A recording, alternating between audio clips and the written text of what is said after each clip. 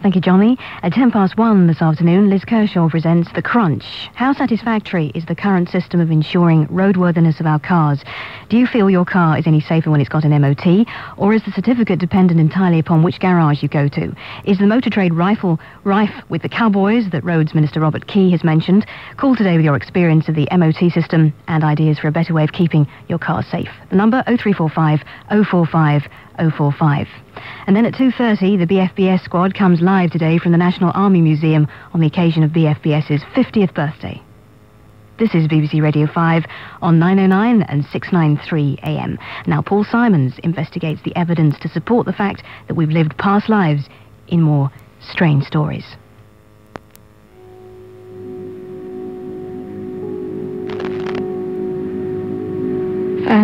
I am Helena Briley, clairvoyant healer and medium.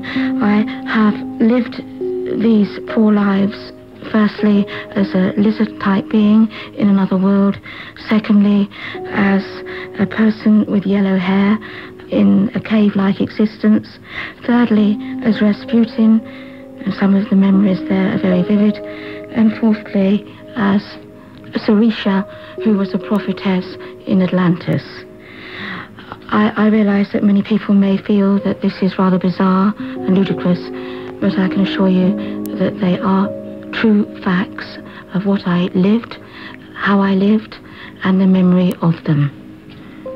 And I have no feeling other than sincerity in what I say. Can it be that we've really led past lives, and that somehow the memories of dead people can still survive in us?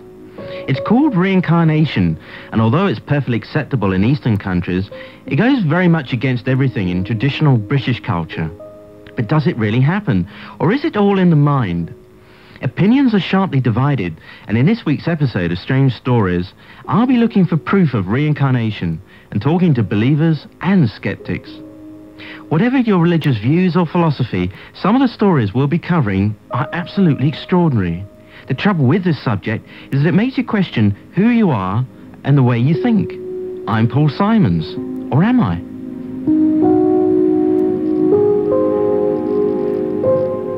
I started off in a perfectly ordinary suburban road in Croydon, south of London, where hypnotist Jack Hardy specialises in fantastic journeys. He takes his clients back to discover past lives they knew nothing about. He reckons on about a 90% success rate in getting people back to the past. So I decided to try it out. Not on myself, I'm too much of a coward, but using a radio colleague, Dee. At the moment, Dee's 27, single and has no children. Off we went to Jack's hypnosis session in his suburban surgery. All right, okay, this way. Oh, it's quite a long way up, isn't it? There's 2 flights, actually. It's a bit darker up here as well. Where are you taking me, Jack? We're going up to the next flight. And these red carpets seem to look a bit more apart. It's, And this room. right, this is where we actually perform, yes. Oh, is that it, room? Yes. We went into a small, warm room with a couple of chairs, a low bed and a small window, and Jack started the session. He kicked off by giving Dee a half-hour chat, not just about reincarnation, but also about the world of spirits from the past. It was all very relaxing, so relaxing, I almost found myself nodding off. You will drift deeper and further to sleep. When I take you backwards through time, you will find long-lost memories that are stored in your subconscious, your unconscious. They will come to the surface easily, readily, and with a clear definition. For Dee, the trip into the past was beginning, and soon she started giving a clear picture of another life from the last century. Eyes closed, she began rocking her head from side to side, as if she was looking up at an invisible cinema screen above her head. Feel yourself journeying back through the years, through the decades, if need be, back through the centuries. In fact, you've journeyed back, and as you look ahead, as you look around you, where do you feel you are? Indoors? I'm indoors. It's in a living room. Is it a large room, small room? Quite large. I've got a Christmas tree. Do you feel as if you're on your own, or do you... No, it's really nice. My husband's given me a Christmas present. It's nice. How old do you feel? Old? Elderly? Middle-aged? Youth? I've got children. And I'm wearing a strappy dress. Do you feel tall, medium or short? I'm quite tall. Slim, average or Yeah, overweight? I'm slim. What country do you feel you're in? I'm in England. Can't see the sea, but I can see trees. You're at home and you're with your husband. Do you feel that you're happily married? Very happily. I'm so happy. Good. Now you're sat at a table relaxing Yeah. and you have a piece of paper in front of you and a writing instrument, and you're sort of drawing and doodling on this piece of paper. Now you're writing or printing your first name. Yeah. First letter. I think it's Emma. Name's Emma.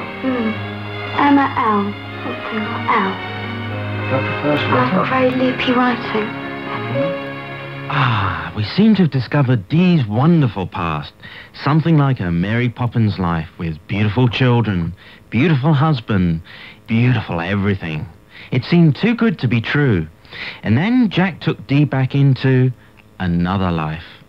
Now feel yourself being transported backwards. And as you're looking ahead, as you're looking around you, where do you feel you are? Indoors? I'm indoors again. What sort of place is this? I don't know, it's a wooden floor. How old are you? I think I'm about 30. I'm quite plump. You're pulling a few strands of your hair across your face. What colour is it? It's blonde. It's not very nice hair, though. I don't think I'm very pretty at all. Do you feel as if you're with anybody? I'm looking at somebody I think he's my husband. Does he seem to be treating you well? Not so well, no. It's not such a happy relationship then? No, I think I really like him, though. I like him a lot, I think. Do you like him? But it's... What's the problem? I don't know, I think he goes off with other women. Now this sounded a lot more racy. It sounded like Dee was in some Scandinavian country with an unfaithful husband and a weight problem. But what was really going on? Afterwards, I asked Jack for an explanation. I feel that as Dee was entranced, I had access to her subconscious and unconscious, which is sort of linked to her mind, to her sort of spirit body, which is carrying a history of her past lifetimes and those moments in between lifetimes. And it's because she was in this hypnotic trance I had access. It's like me tapping a few keys on the computer, again allowing these memories to come up onto the screen. So I could tap in to the history of her spirit.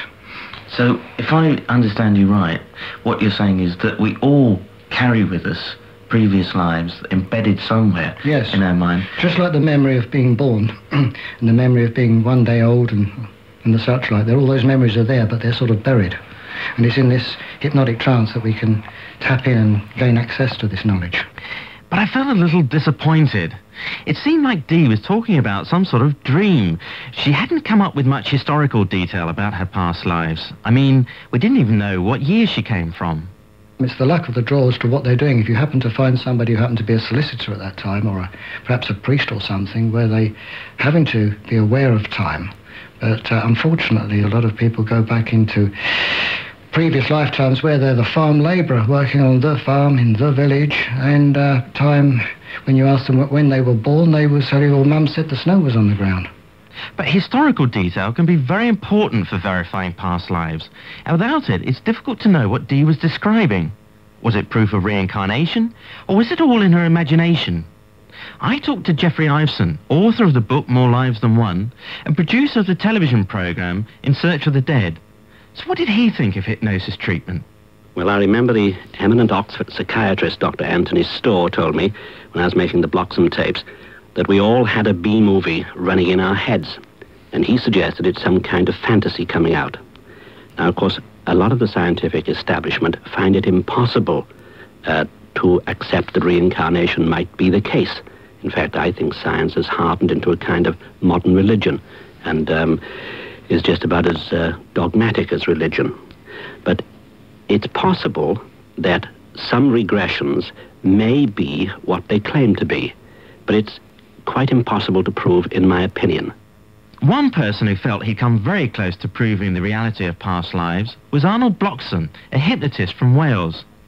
What follows is one of his most sensational recordings.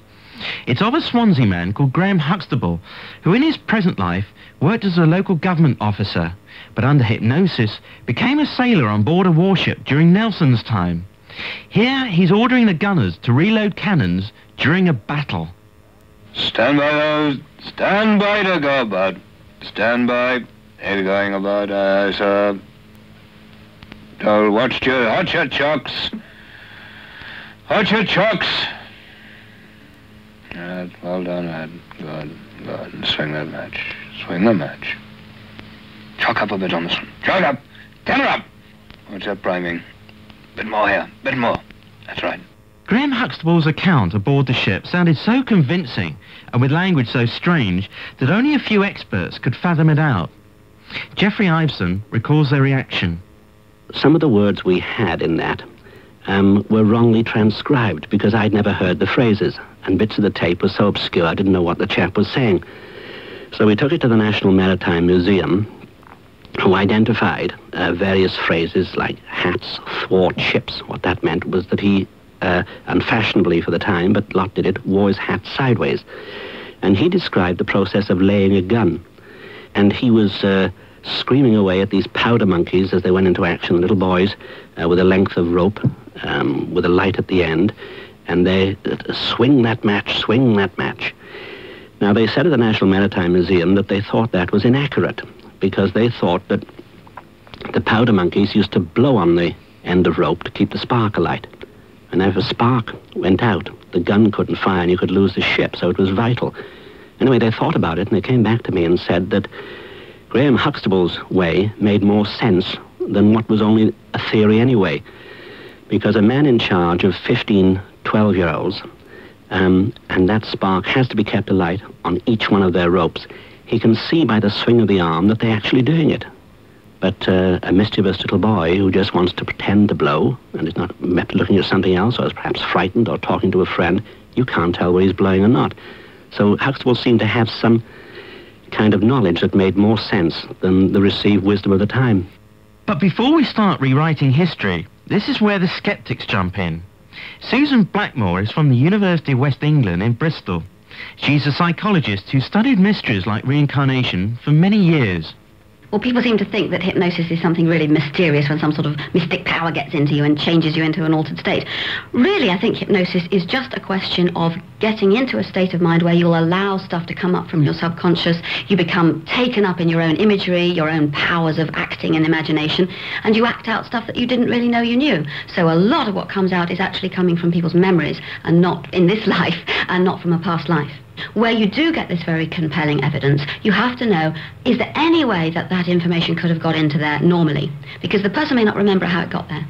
Now, one of the experiments that's been most interesting to me is where a researcher has regressed somebody who has already been regressed to a so-called past life, then has regressed them in this life. You're going back to 6, 5, 4, whatever, and I want you to go back until you remember the first time you heard the name of whatever it was in the supposed past life. Now, in several cases, these people have then said, oh, I'm sitting on my granny's knee and we're reading a book and it's got blue pictures and pink, I've been able to describe it in detail where it came from. Now, of course, you could say, well, that's only a minority of cases and the majority, it's really coming from a past life, but it's that sort of thing that makes me think, if you could trace them all up, you just might find that they all have that sort of origin. Does this mean one day that we'll somehow be able to unlock all those memories of French and Latin lessons and suddenly speak fluent languages that we never knew we had? They were locked back in our childhood.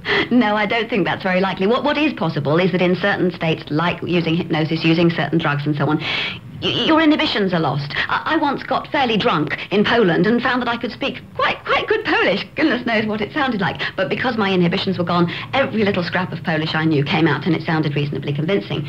Now, this is not quite the same as being drunk, but it's a similar thing. Let the inhibitions go. Lower your criterion for what you're prepared to try, and you will come up with more correct stuff and more incorrect stuff. So yes, I think you could get yourself in a certain sort of fantasy state, acting something out, and come up with much better French than you'll do if I say to you now, please will you ask me the way to the cinema in perfect French. But that's all, not more than that, I think.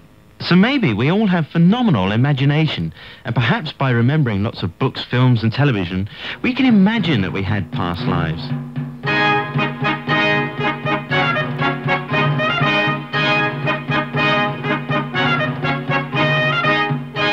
And what imagination! Take this example of another one of Arnold Bloxham's hypnotised subjects, a woman who believes she's got some pretty steamy stories about one of our best-known monarchs. I think I'm about 40. About 40. But my face is very pockmarked, and that's why I wear a lot of orange makeup. Yes. What do they call you? They call me either Mom or Your Majesty. Yes. Have you any special friends, men friends? Yes, there's someone called Francis. Yes, I like him very much. What is his other name? Drake. I made him Sir Francis Drake. Yes. Did he want to make love to you? Yes. He did? Yes. It was afterwards, though. It was afterward? Yes. He does like me, though, I know. He does? Yes. He calls me Lizzie. But there are cases of people who don't have to go under hypnosis to remember a past life.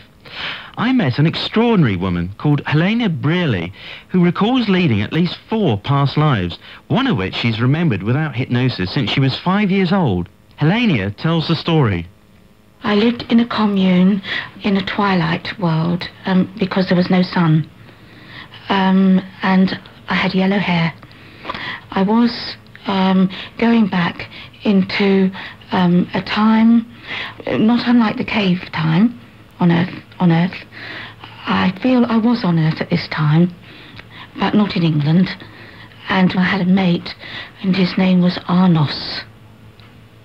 On my feet there was straw, which was bound up with other bits, and I just had a loincloth on me. We're talking about caveman existence.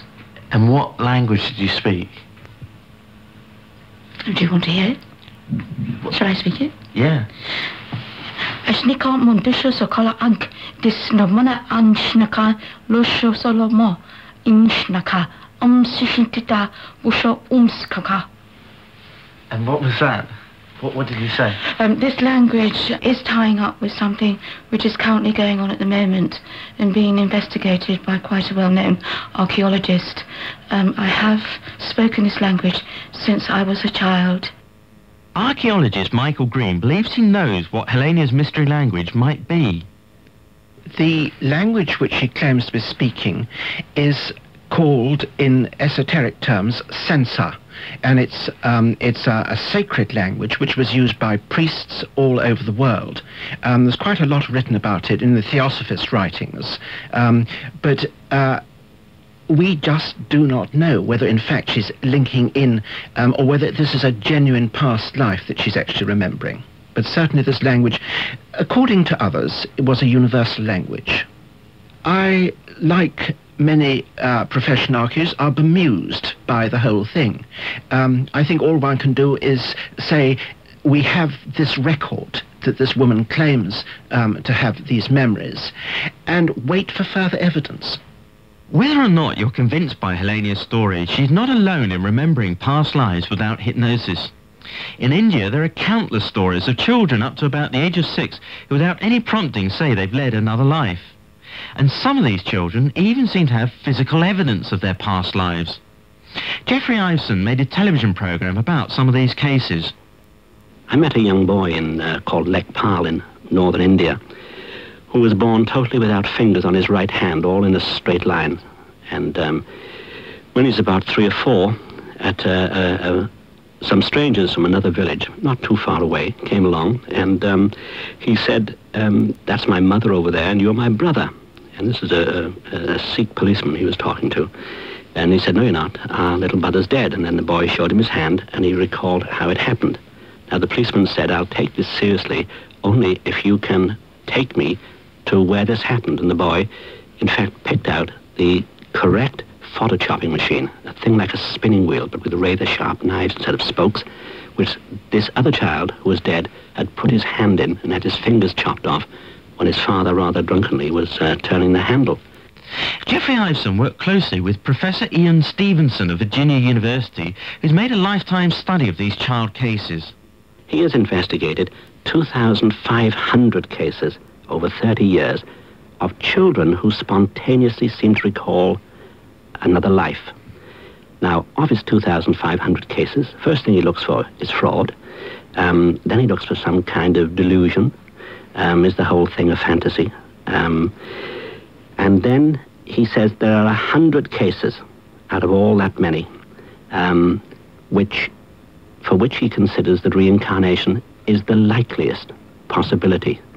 But despite the physical scars and memories of these children, Susan Blackmore feels that even these cases don't prove reincarnation exists. It's very common for children to have all sorts of fantasy worlds, far more than adults, or at least they enjoy them more than adults on the whole. They have imaginary friends, they have imaginary places that they go, and they're very good at constructing these. Where have these come from? Of course, their memory and their imagination. I think that this is probably exactly the same process that's happening when they call it a past life, but it's an imaginary world. You get more extreme forms of it in dissociation in multiple personality, where children, particularly children who've been abused, will retreat into a fantasy world and create another place to go, other friends, other brothers and sisters, to get away from the pain and anguish of this life. And this may be another mechanism that's operating here. But Jeffrey Iveson still remains convinced that these children's stories are too difficult to explain by conventional psychology. You can't coach a 3-year-old child to have such an elaborate fantasy, to sustain it. And questioning, they haven't got a background of time in which they could have read historical novels and pieced it together for themselves. But on top of that, there's an extra factor.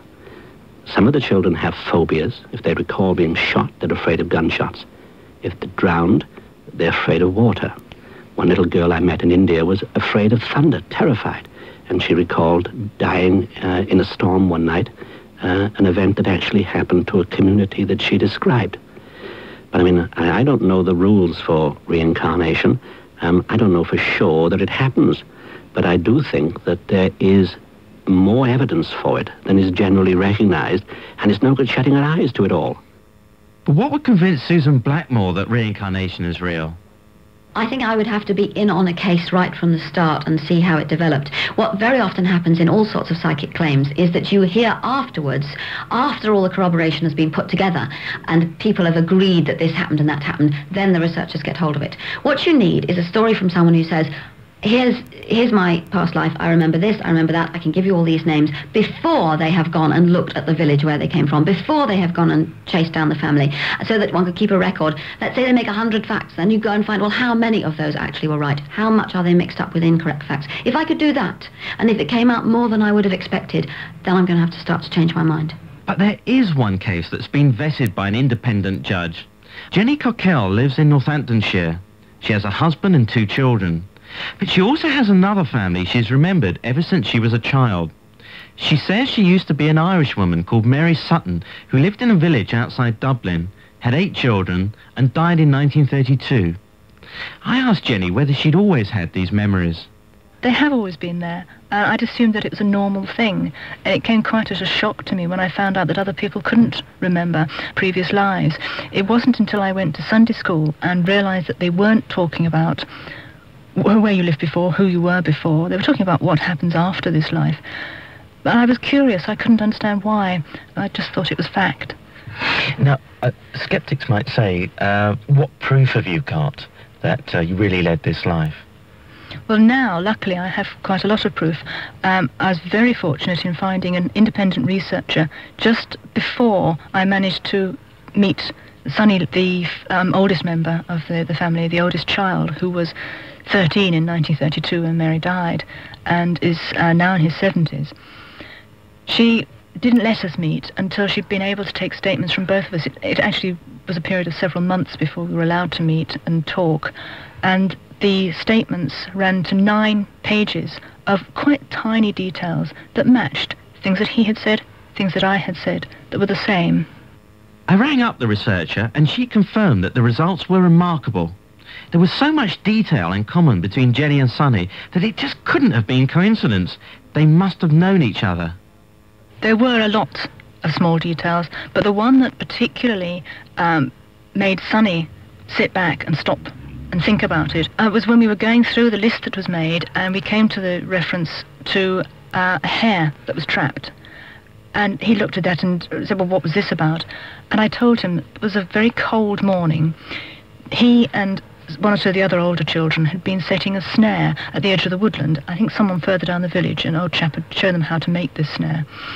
And they came rushing in one morning, and I remember having wet hands and having to dry them on a towel. And they said, "We've got something." Everybody rushed out. All the children made a circle around the snare, and there was just room to see down in the middle between their heads. And a hare had been caught by its rear end around its hips and sort of elongated where it had been struggling. It was still thrashing around slightly, still alive. The reason I think he found that particularly interesting, not only that I had described the event precisely, but that they were actually poaching. It was something they had not mentioned outside the family, not to anybody. Only the family knew, and only his mother could have known the details from that angle. So, with your 8 children who are now not only grown up, they're obviously much older than you, what sort of relationship do you have with them now? I'm very lucky. I have a very good relationship with them. They've all accepted me. They don't all see it directly as reincarnation. Some of them see it as their mother working through me, the spirit of their mother. But I keep in contact with them all. They're probably particularly pleased because I managed to get them all together. They had been separated. Most of the children were put into orphanages. The girls and the boys were separated and didn't see each other again. The youngest child was adopted and didn't even know she had brothers or sisters. So, for a start, they were pleased with being reunited, but also they've seen the detail that I was discussing, the detail that I'd given about the inside of the cottage and the family life and the personalities of the children, this sort of thing. And they realise that it can't be explained away. Whether you believe in reincarnation or not, the cases we featured in this programme raise some profound questions. Does it simply show we've got extremely inventive minds with which we can escape from the present and go back into a fantasy world? Or is it proof that we've had other lives that somehow stay lodged inside us by means we can't even guess at? In next week's Strange Stories, we'll be looking at another highly controversial subject which has set skeptics against believers. Do ghosts really exist? Until next Tuesday, Radio 5 at 12:30, goodbye, whoever you are.